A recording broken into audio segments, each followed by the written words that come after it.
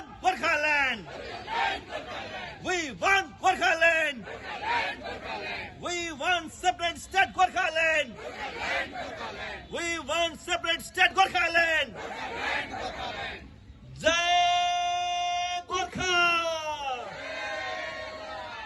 Jai Gorkhaland. रामाकपा द्वारा आयोजित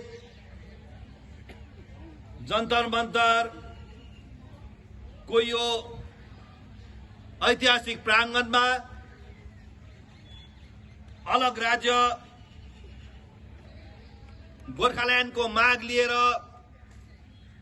धरना प्रदर्शनमा भाग लिने मेरा संग्रामी साथीहरू, कार्यक्रमका सभापति, रामाकपा केन्द्रीय कमिटिका महासचिव कमरेड नरबु लामा, केन्द्रीय कमिटिका नेतृत्वगण, आज हामी दार्जिलिङ, कालेबुङ, खरसाङ, बिजनबारी, तराई र डुवर्स क्षेत्रबाट 100 को संख्यामा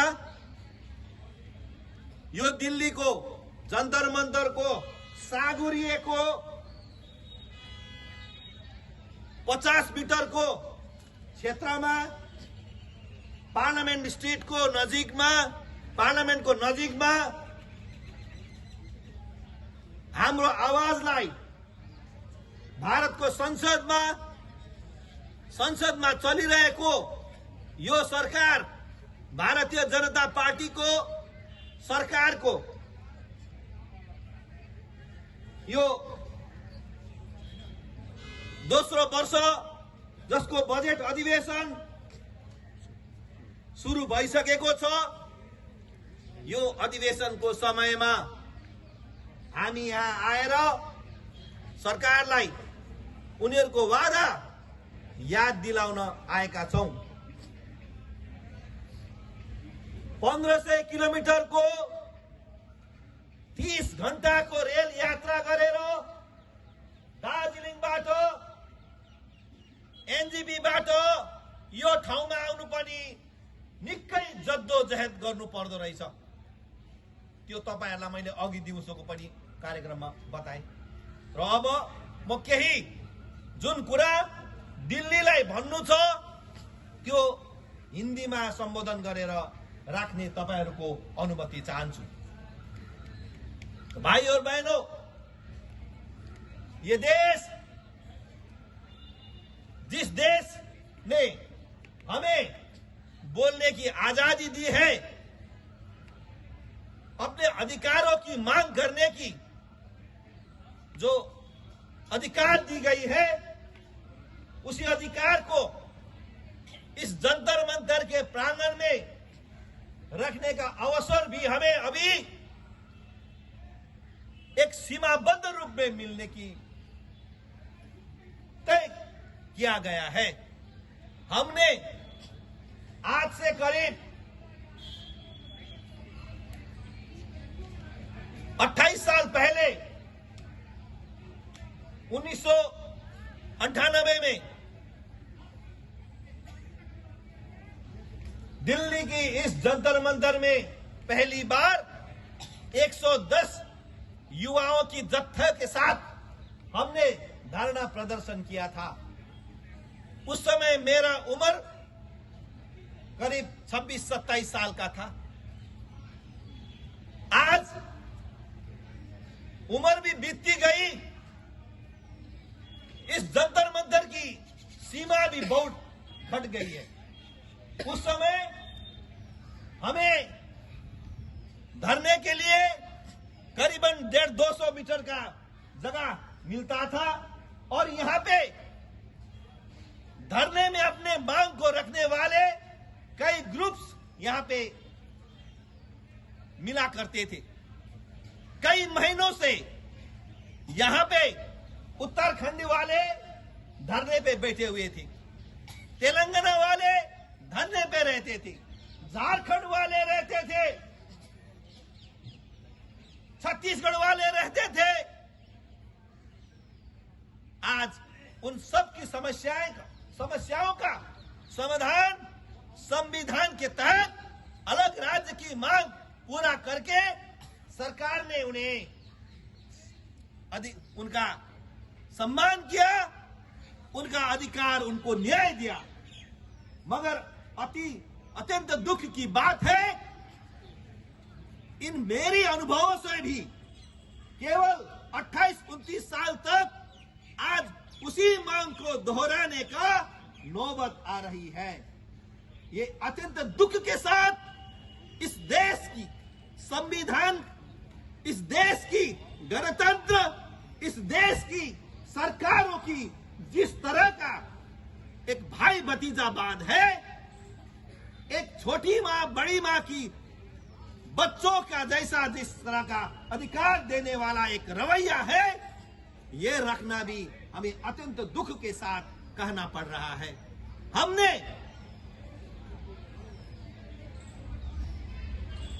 अटल बिहारी वाजपेयी जी का सरकार देखा, हमने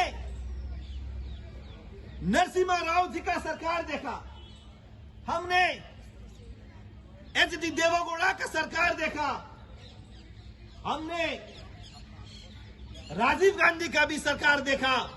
कई सरकार आए गए, उनके साथ गोरखाओं का इस समस्या को लेकर कई दौरे की वार्ता हुई। 1986 के बाद भी कई दौर चला वार्ताओं का, डायलॉग का।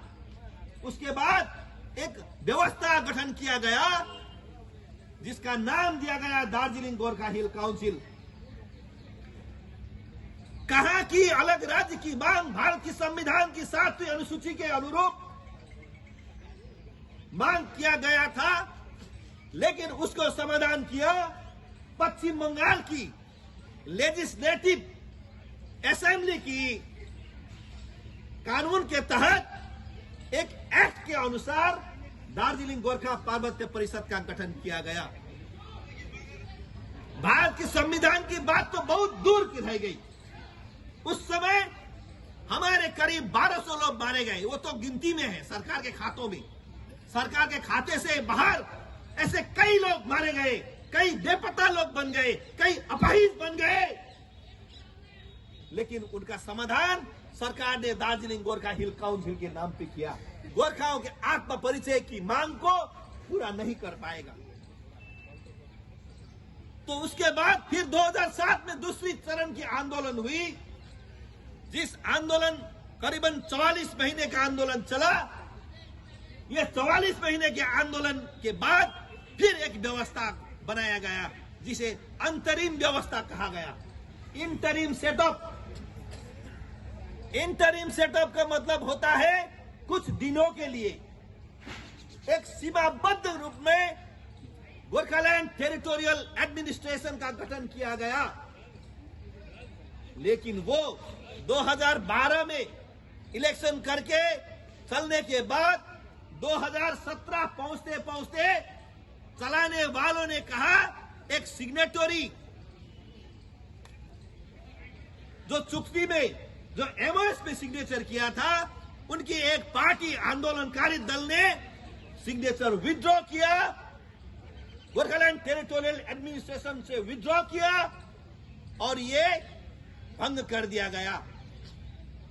और एक लंबी, भारत के इतिहास में सबसे लंबी 105 दिन का बंद का आह्वान किया गया। लगातार आंदोलन चली, कई घर जलाए गए। वो हमने नहीं जलाया, सरकार ने जलाया। पुलिस वालों ने, बंगाल के पुलिस ने हमारे लोगों का घर जलाया। करीबन 5,000-6,000 लोग को तड़ी पार किया गया। हजारों लोगों को पकड़ पकड़ के जेल में ठूसा गया। महिलाओं को बलात्कार किया, माओ बेटियों के साथ दुर्व्यवहार किया,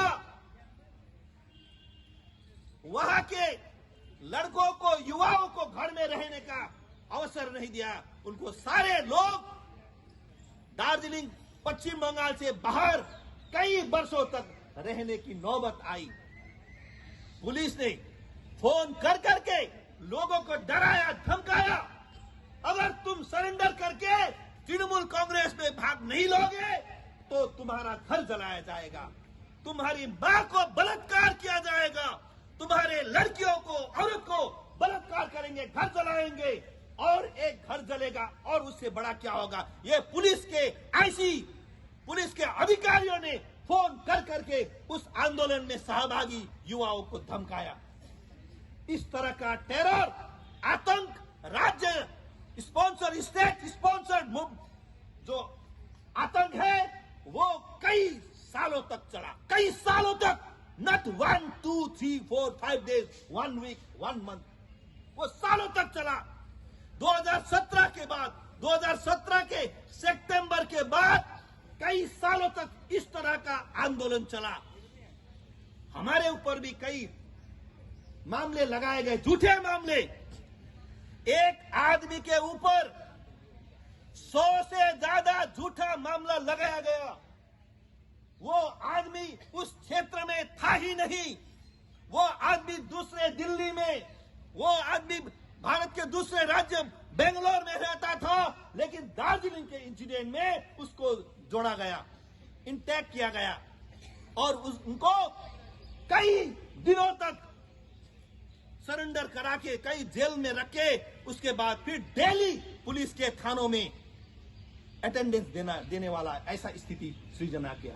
गद्दारों को उन्होंने चुन के फिर जीटीए में उनको स्टैब्लिश किया सरकार ने, फिर रखा सरकार ने, और उनको पैसा, सुविधा, सारे चीज देके हमारे आंदोलन को, हमारे मांग को डिवाइड करने का, हमारे गोरखा जातियों को विभाजन करने का एक बड़ा षड्यंत्र रचा। वो षड्यंत्र था, गोरखाओं के विभिन्न जात जातियां हैं, गोरखाओं के साथ, गोरखाओं के अंदर जो जात जातियां हैं, राई, लिंबू, तामंग, कामी, दमाई, सार्की, क्षेत्री, बाउन, गुरुंग, मगर, सुनार, ये सारे करीबन 16 सब कास्टों को अलग अलग बोर्ड गठन किया और उनको पैसा 2 करोड़ 5 करोड़ पैसा देके उनको गोरखाओं को एकजुट करने के जो आंदोलन चल रही थी, उस एकजुट आंदोलन को डिवाइड करने का ब्रिटिश की तरह डिवाइड एंड रूल किया बंगाल की ममता सरकार ने, और हमारे कौम को अलग अलग भाग में बांटने का काम किया। जो ममता बनर्जी आज बंगाल को जोड़ने की बात कर रही है, वो ममता बनर्जी ने गोरखाओं को 16 कौम में, 16 जातियों में बांट के टुकड़ा टुकड़ा करके रखा। हमने जिस आस्था और भरोसे के साथ भारत की सरकार में आज रह रहे भारतीय जनता पार्टी को 2009 से समर्थन किया, श्री जसवंत सिंह को हमने सांसद बनाया दार्जिलिंग से, एक इतने बड़े पर्सनालिटी, उनको हमने सांसद बनाया। उसके बाद एसएस अहलुवालिया जी, सुरेंद्र सिंह अहलुवालिया जी को हमने सांसद बनाया। उसी समय उनके अवधि में, उनके शासन रहते हुए 2014 की अटल मोदी जी की शासन के अवधि में ही दार्जिलिंग तराई और डुवर्स के गोरखाओं को ऊपर बंगाल के सरकार ने जिस तरह का अन्याय अत्याचार किया, दमन उत्पीड़न किया, लेकिन केंद्र सरकार मौन रही। अत्यंत दुख की बात है, हमने कई बार हमारे तत्कालीन सांसद श्री एसएस अहलुवालिया जी को उनके साथ मिला। मैं खुद उस समय गोरखालैंड मूवमेंट कोऑर्डिनेशन कमेटी का, ह्यूमन राइट्स सेल का मैं कन्वेनर था। मेरी भी उपस्थिति में दार्जिलिंग पहाड़ के 4 party, Gorkha Janmukti Morcha, Gorkha national liberation front, Gorkha Rajya Nirman मोर्चा और सीपीआरएम की तरफ से मैंने खुद साइन करके अटल बिहार अपना श्री अहलुवालिया जी के नेतृत्व में तत्कालीन गृह मंत्री श्री राजनाथ सिंह को यह स्मारक पत्र दिया और कहा स्टेट रिप्रेशन पहाड़ में बंद होना चाहिए, ह्यूमन राइट्स वायलेशन पहाड़ में बंद करना चाहिए, गोरखाओं का न्यायोचित मांग को पूरा करना चाहिए। हमने ये मांग रखी, लेकिन सरकार, अत्यंत दुख से कहना पड़ता है, सरकार ने कोई स्टेप उठाया नहीं। फिर भी 2019 में जब लोकसभा का चुनाव हुआ, उस लोकसभा के चुनाव में फिर हमने विश्वास किया भारतीय जनता पार्टी को। उनका संकल्प पत्र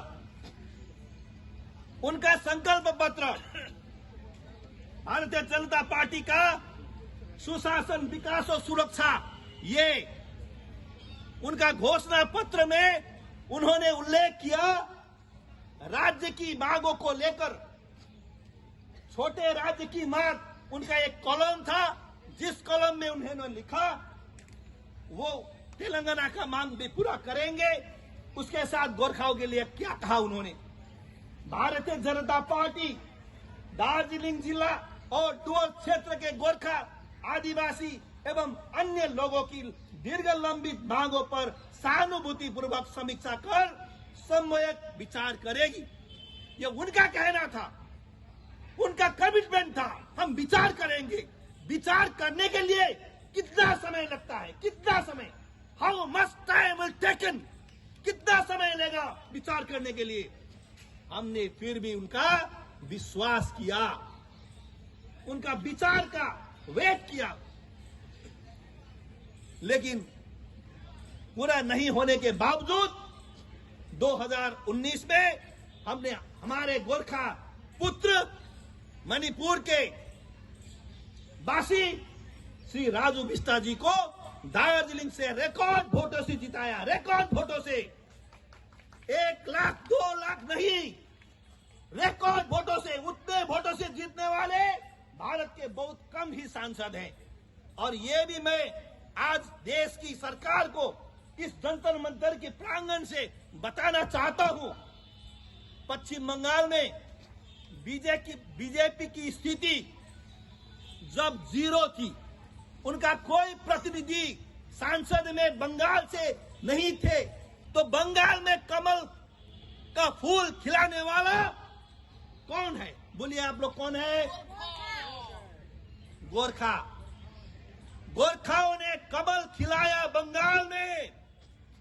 आज बंगाल में बीजेपी का 18 सांसद है। वो 18 बनाने में सबसे पहला नाम लिखाने वाला गोरखा था। 2019 की बात मैं कर रहा हूं। फिर 2019 में हमने राजू बिष्टा को भेजा, उनको भी यही मुद्दे को लेकर, गोरखाओं को मुद्दे को लेकर हमने उनको सांसद बनाया। उस समय बीजेपी का घोषणा पत्र में स्पष्ट लिखा गया, हम गोरखाओं का दार्जिलिंग तराई डोस में रहने वाले गोरखाओं का दीर्घकालीन मांग पूरा करने के लिए एक स्थायी राजनीतिक समाधान ढूंढेंगे, समाधान करेंगे। उन्होंने अपना प्रतिबद्ध पत्र में लिखा, हमने उसको विश्वास किया और सारे पहाड़ के लोगों ने उनको भी जिताया। 19 के बाद 5 साल गई, हमारे मांग को कई बार हमारे सांसद ने पार्लियामेंट में सवाल उठाया, गोरखाओं का समस्या क्या होगा, इसे समाधान करे। बंगाल की तृणमूल की सरकार दिन प्रतिदिन गोरखाओं को अन्याय अत्याचार कर रही है। उनकी हिंसा, उनकी राजनीति गोरखाओं को अस्तित्व मिटाने का षड्यंत्र कर रही है। पहाड़ के विभिन्न क्षेत्र के डेमोग्राफी को, जनसांख्यिकी को शेष करने का, खत्म करने का काम कर रही है। वहां गोरखाओं को अल्पसंख्यक बनाने का षड्यंत्र कर रही है। वहां के लोगों का जमीन बंगाल के, रेस्ट ऑफ बंगाल के लोगों के हाथ में बिक्री करा के फिर उस जमीन में वहां के बहुसंख्यक, बंगाल के बहुसंख्यक लोगों को स्थापित करके हमें अल्पसंख्यक बनाना चाहती है। हमारे लोगों द्वारा 1835 के बाद, ब्रिटिश के समय में 1835 के बाद चाय के बगानों का शुरुआत किया। वो ब्रिटिश ने तो सिर्फ उन्होंने आदेश दिया, लेकिन वो चाय के गाछ लगाने वाले हमारे पुरखों ने 1835, उसका मतलब आज से करीब 200 साल पहले उस बंजर भूमि को हमने सींचा, हमने उसको उर्वर भूमि बनाया। और आज लोग सुबह उठने के साथ ही पहले क्या पीते हैं? क्या पीते हैं? जोर से बोलिए। चाय। चाय का मतलब दार्जिलिंग। चाय का मतलब दार्जिलिंग। लेकिन सुबह उठने के साथ ही चाय पिलाने वाले लोगों का अधिकार आज चाय बेचने वाले मोदी जी सत्ता में हैं, मगर उन्हें बेचने वालों को बनाने वाले का कोई फिक्र नहीं। यही बहुत बड़ी चिंता की बात है। भाई और बहनों, आज हम देश को यही न्याय मांगने आए हैं। आपने तो हमें वादा किया था, मेरे पूर्व वक्ता साथी कह रहे थे, हम लेफ्ट वाले, ये अद्भुत बात है, हम लेफ्टिस्ट, हम वामपंथी, लाल झंडे वाले और गेरुआ रंग वाले बीजेपी की दोस्ती कैसे हुई, ये बहुत लोग हमें पूछते हैं, प्रश्न करते हैं। अरे भाई, ये कैसे हुआ? अरे लाल झंडा और गेरुआ झंडा मतलब समुंदर का इस पार और उस पार, एक क्षितिज और दूसरी क्षितिज के लोग कैसे मिल गए? How it is happens? 2021-22 में होगा। मोदी जी की जनसभा में हमने लाल झंडा लेके गया। अरे पूरे बीजेपी के झंडा गेरुआ झंडे के साथ जुलूस में लोग आ रहे थे, उसमें लाल झंडा वाले लोग कहां से आ गए भाई? अरे कहां से आ गए ये लाल झंडे वाले? उधर जाओ, उधर जाओ। एक अद्भुत घटना हुई, एक अद्भुत घटना, और वो ये लाल झंडा वाले बीजेपी की गेरुआ झंडा को इसलिए समर्थन किया क्योंकि बीजेपी की कर्म सूची में अलग राज्य की मांग उल्लेख किया गया है। गोरखाओं का सपना हम पूरा करेंगे, मोदी जी का ये वादा है, अमित शाह जी का ये प्रतिबद्धता है, कमिटमेंट है। गोरखाओं के साथ हम चट्टान की तरह खड़ा है। बंगाल की सरकार किसी भी हालत में गोरखाओं को अन्याय अत्याचार करने का अवसर हम नहीं देंगे, हम गोरखाओं को प्रोटेक्ट करेंगे। ये मोदी जी की बात है। और तो और बात, राजीव प्रताप रूडी जी ने 2009 की 15 अगस्त को जो कालिम्पोंग में मनाया जाता है, दिल्ली के बाद सबसे बड़ी इंडिपेंडेंस सेरेमनी, स्वतंत्रता दिवस कालिम्पोंग में मनाया जाता है। ये सब याद करें। उस कालिम्पोंग की स्वतंत्र दिवस में राजीव प्रताप रूडी तत्कालीन मंत्री, केंद्रीय मंत्री ने कहा था 2010 की स्वतंत्रता दिवस हम कालिम्पोंग की गोरखा लैंड बना के हम उसमें झंडा आरोहण करेंगे। उनका ये वादा था। वादा कहां गया? ये वादा कहां गया? अब हर चुनाव में सिर्फ जुमलेबाजी से अब काम बनने वाला नहीं है। सिर्फ जुमले से काम नहीं चलेगा, अब काम चाहिए, काम।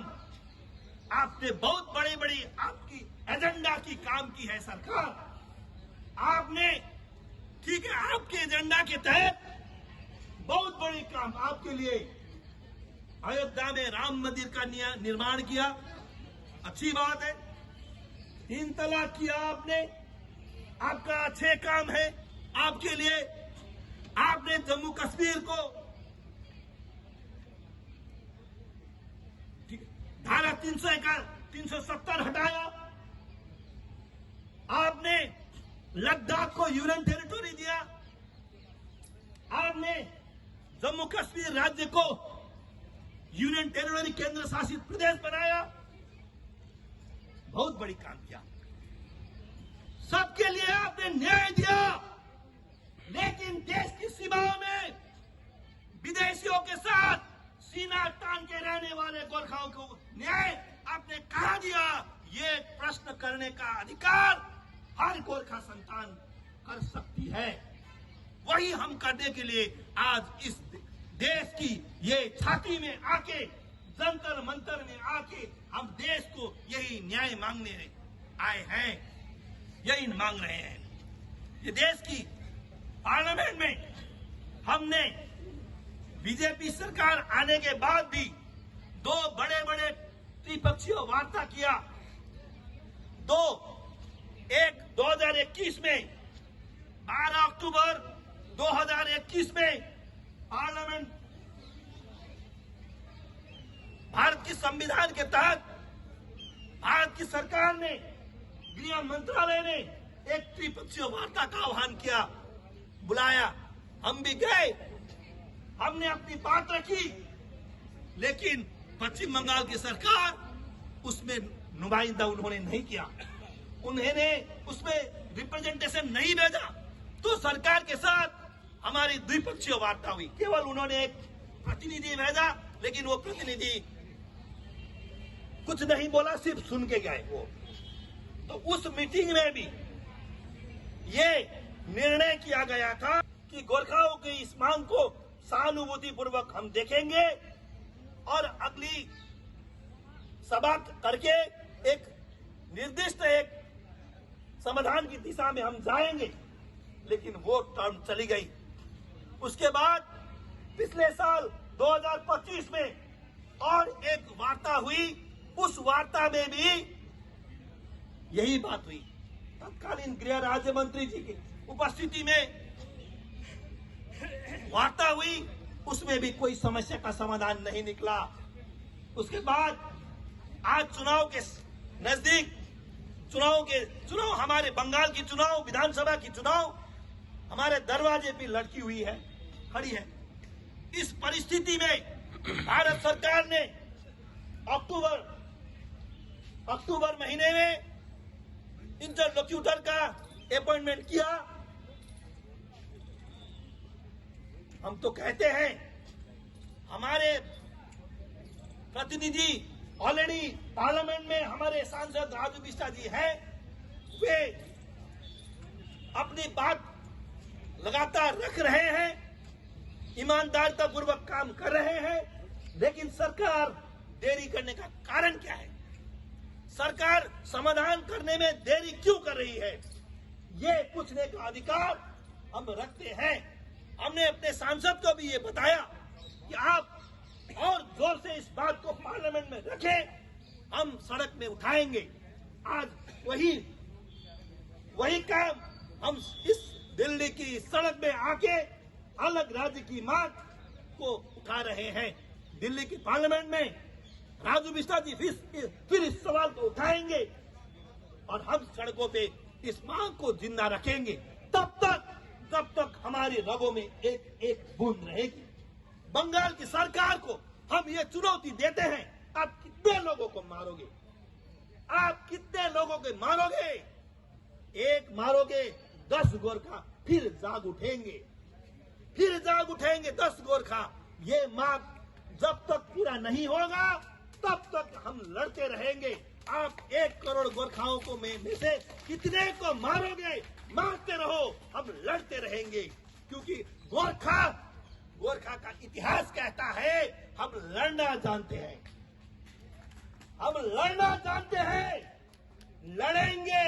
लड़ेंगे, मरेंगे, लेकिन कभी नहीं झुकेंगे।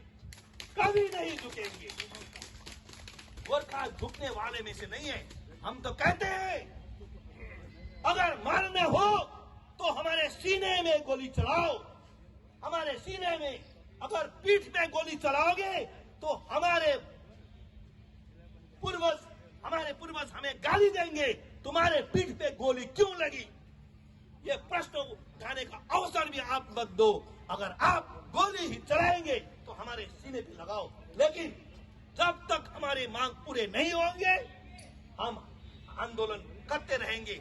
हमने शांतिपूर्ण आंदोलन का रास्ता चुना है, शांतिपूर्ण डेमोक्रेटिक आंदोलन, गणतांत्रिक आंदोलन। गणतांत्रिक आंदोलन में से यही सब आते हैं, धरने, प्रदर्शन, जुलूस, नारा, भूख हड़ताल, यही सब करते रहेंगे। आप कितने लोगों को मारोगे, मारते रहो, नहीं तो अगर हम देश के प्रधानमंत्री, भारत की सरकार गोरखाओं को, बंगाल को मारने का अधिकार ही देते हैं तो आप भी भेजो, आप भी भेजो। हमें कोई दुख नहीं, हम लड़ते रहेंगे, क्योंकि हम लड़ना जानते हैं। तो देश के सरकार को हम ये हम देश को यही कहना चाहते हैं कि न्याय करने में देरी मत करो। Justice delayed is justice denied. न्याय करना जो अगर देरी करते हैं तो वो आप देना नहीं चाहते हैं तो सीधी सीधी बोले, लेकिन जुमलेबाजी से अब चलने वाला कुछ नहीं है। हम यही बात इस जंतर मंतर की धरने में भारत सरकार को कहते हैं। और आज हमने भारत के प्रधानमंत्री श्री नरेंद्र मोदी जी को भी याददाश्त पत्र दिया। हमारे महासचिव आप इस बात को रखेंगे। मैं ज्यादा बात नहीं रखूंगा, मैंने आपका समय लिया, लेकिन कुछ बात ऐसे होते हैं जो रखने जरूरी होते हैं, वही बात हमने रखी। भारत सरकार ये न्याय देने में अभी कंजूसी न करे, यही बात रखते हुए मेरा अपना वक्तव्य शेष करता हूँ। इनकलाब जिंदाबाद, जय गोरखा, जय गोरखालैंड।